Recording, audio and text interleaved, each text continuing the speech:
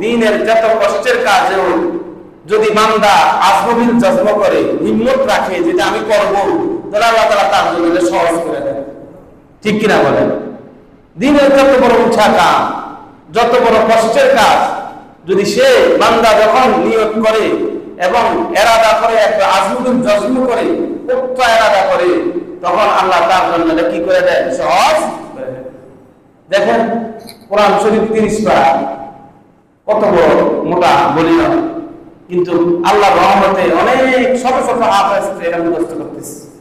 হিম্মত করে, চেষ্টা করে, যখন সে হিম্মত করে, যখন চেষ্টা করে যে আমি হাফেজ হবই ইনশাআল্লাহ, আমি কোরআন শরীফ মুখস্থ করবই, তখন আল্লাহ তাআলা তার উপর রহম করে এবং তা মুখস্থ করার জন্য সহজ করে দেন।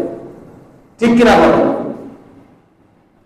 এই জন্য দ্বীনের আরো যত শাখাগুলো আছে, যখন বান্দা অটলভাবে স্থির হয়ে দাঁড়িয়ে যায় কাজ আঞ্জাম দেওয়ার জন্য, সম্পাদন করার জন্য, যে আমি এটা করবই, তখন আল্লাহ তাআলা তার উপর রহমতের দৃষ্টি দেখান এবং ওই কাজটা তার দ্বারা নিয়ে নেন, উদ্ধার করেন এবং সহজ করে দেন।